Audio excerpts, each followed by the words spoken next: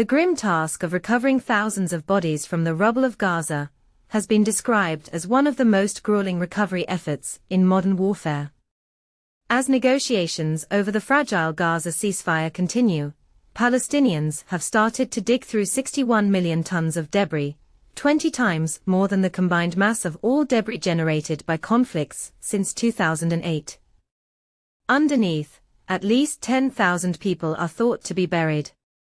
The Guardian spoke with several families in Gaza desperately searching for the bodies of their missing relatives, as well as members of the Palestinian Civil Defense, a branch of the security services responsible for emergency services and rescue operations. Photos, video footage, and data shed light on the scale of the task ahead. Map showing the estimated quantity of debris in Gaza. Rescue teams have so far had to rely on rudimentary tools: shovels, pickaxes, wheelbarrows, rakes, hoes, and their bare hands. Requests to Israel to allow the entry of excavators and heavy machinery so they can work more effectively have received no response.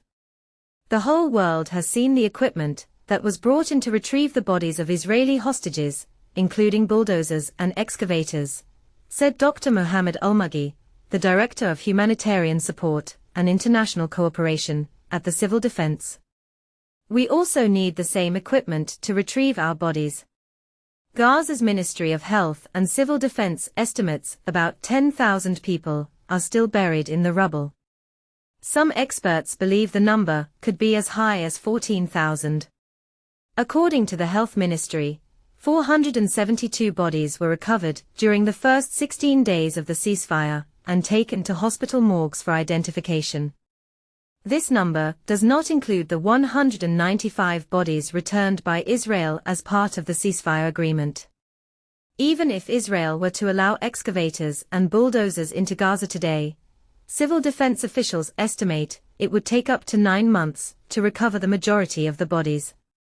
The agency says recovery efforts so far have been limited to small houses and apartment blocks of 1 or 2 floors, where rescuers are able to reach bodies using the few tools at their disposal.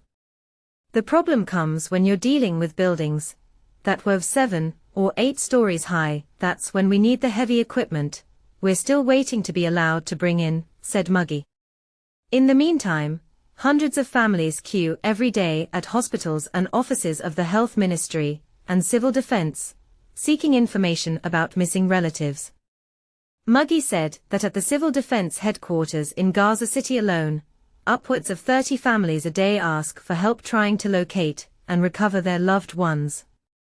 Still buried a year on the 29th of October 2024, the 5-story house in Beit Lahia, northern Gaza, where Aya Abu Nosser's extended family lived, collapsed after an Israeli airstrike. Most of my family members had been staying on the ground and first floors, said Nosser, 26. I lost 5 of my siblings, 2 brothers and 3 sisters, along with all their families. More than 100 members of my extended family died in that strike, and about 50 of them are still under the rubble to this day, a full year later. Nosser said she has tried repeatedly to recover the bodies, but their remains are scattered between the ground and first floors. Retrieving them without excavators, she explained, was impossible. Since the start of the war, hundreds of missing person reports have been filed with the civil defense authorities. Officials say they already have estimates of how many bodies are believed to lie beneath specific buildings and houses. In Rafah, there are more than 35 houses containing about 170 dead bodies, said Mughi. In Khan Yunis and the eastern regions of the Strip, there are many buildings under which hundreds of other bodies remain unrecovered.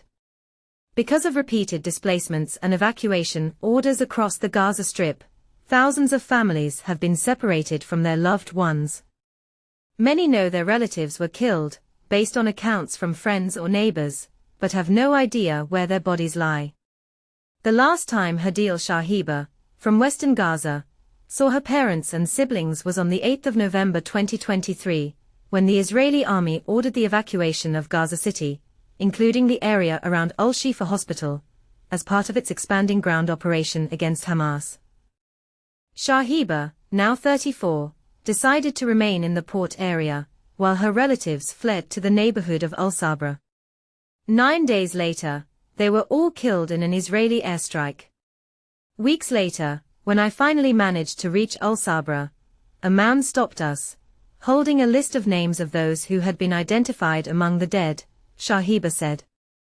The first names on it were my father, Nabil, my mother, my siblings. During the first ceasefire in January, more than a year after their deaths, we were finally able to recover and properly bury some of them, including my parents. But some bodies are still trapped under the rubble. Knowing that some of my loved ones remain under the rubble, denied a proper burial that would honor their dignity, fills me with pain and sorrow.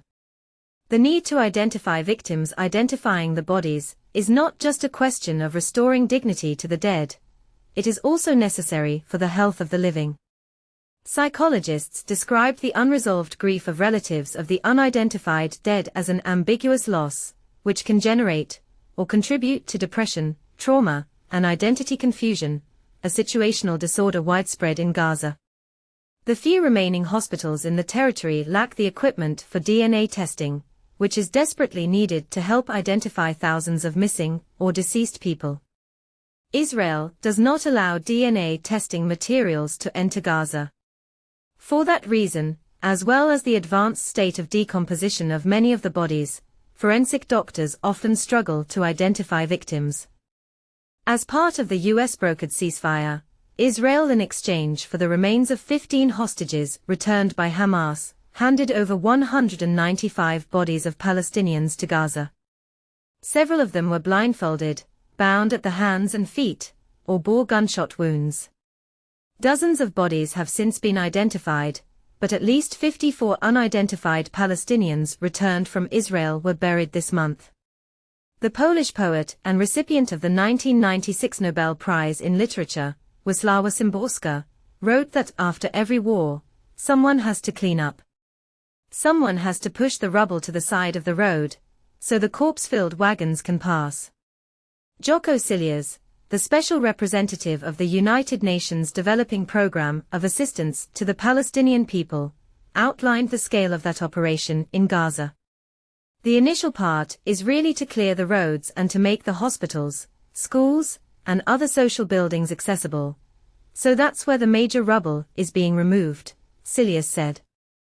If you built a 12-meter wall around Central Park and filled it with rubble, that's the amount that needs to be removed.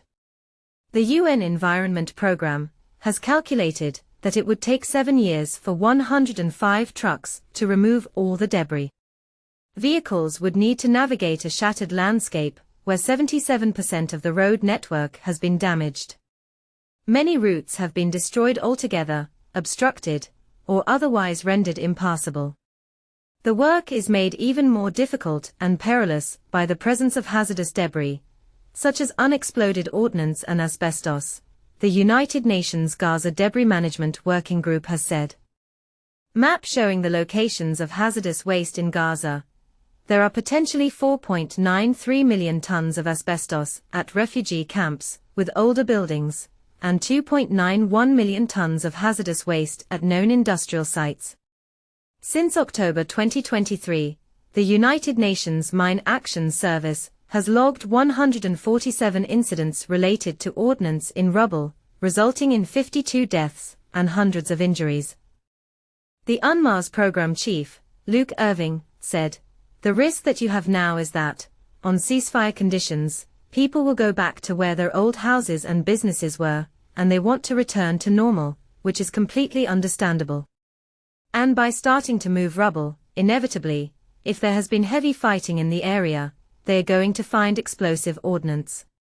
For now, any hopes in Gaza of a sufficiently comprehensive rubble clearing operation, and a return to normal life more generally, have been repeatedly dashed by ongoing Israeli strikes.